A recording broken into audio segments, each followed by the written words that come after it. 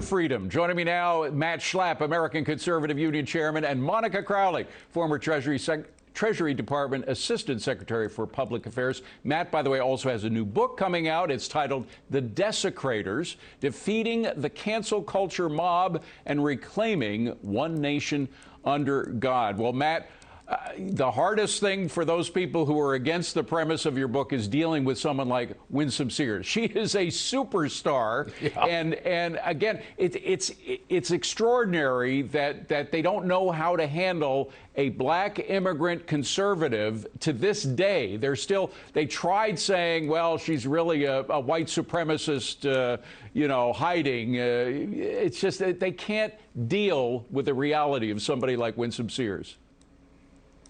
That's exactly right, because, of course, the Republican Party is the racist party, David. Right. We have to all learn that, even though the Republican Party was established to end slavery and to give full civil rights, including full voting rights, to former slaves. And it was the Democratic Party that fought it every step of the way with the KKK and Jim Crow and all their other attempts. And look, I think about the Biden administration saying they want to put an African-American woman on the Supreme Court. That's fine. They should put one on who believes in the Constitution, like Judge Janice Rogers Brown, who Joe Biden and his colleagues in the Senate filibustered for many years and prevented from being on the court. Now, when they filibustered Janice Rogers Brown, were they engaged in racism? Of course, Republicans wouldn't claim that, because we're so damn nice. We have to stop being nice if we're going to save this country. Well, the extraordinary thing, Monica, we just had yesterday a segment on about the Democrats pointing to Lincoln County, Georgia, as a place where racism is winning out, where they're all racist, trying to prevent minorities from voting in the upcoming elections using the new Georgia voter law. In fact, the head of elections for Lincoln County is a black woman who said that's absolutely ridiculous. I mean, they keep running up against their rhetoric time and again with reality. Well, exactly right. I mean, they need these wedge issues, and there's no bigger or more emotional wedge issue than racism. So they're slapping that label everywhere. But it's at a point of diminishing returns now when they're screaming racism everywhere. If everything is racist, then nothing is racist.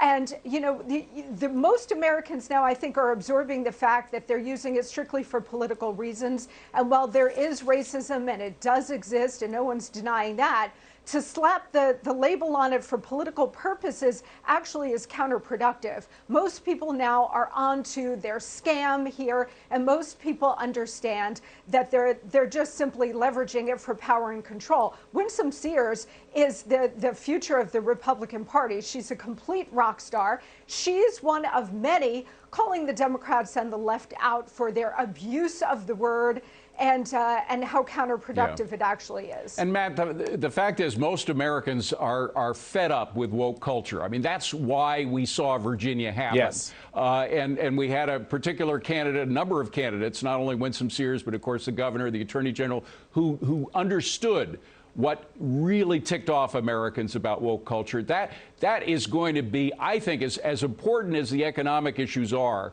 I think that's going to rate right up among them coming in the midterms, no? Yeah, no, and it's the reason why I wrote the book. There is an attack by the left on everything that's good and holy and truthful. It's an attack on America. It's an attack on the family. It's an attack on gender. It's an attack on little girls and little boys. And the American people, no matter what their politics are, they love this country, and they love cops, and they look at those cops who are in the streets of New York City, and they've simply had enough of blaming America, of blaming people who love America, and they're going to get slapped at the polls because of it. At the same time, Monica, you cannot discount the power of the purse. I mean, we continue to see inflation going ahead. We just had new inflation numbers today, and the wholesale prices are double digits or close to it, 9.7%. That's what we had today. That's a consumer price, but eventually the consumer has to pay the price that the wholesalers are paying, and that's almost double digits right now. Yeah, absolutely. This is one of the most important issues facing the country, and certainly every American is experiencing the skyrocketing in inflation and rising prices every time they go to the grocery store or the gas station. This is something that is relatable to every American. And it's a direct result of the Democrats and their failed policies that they've been slamming into place over the last year or so, the Fed printing money as well. It doesn't look like inflation is going away anytime soon. So the American consumer has got to be prepared for this. The last time, David, we saw astronomical inflation along the lines of what we're experiencing, and I think it's only going to get worse, that was in the early 1980s. And President Reagan and his Fed chair, Paul Volcker, had to put the country through extremely painful policies like interest rates at 18 and 20% to try to dislodge entrenched inflation. I'm not so sure that this White House or even anybody on Capitol Hill, and certainly not the American people, are prepared for what's coming down the pike here. Yeah, so all they have left is to shout racism, even if the person they're shouting at happens to be a person of color.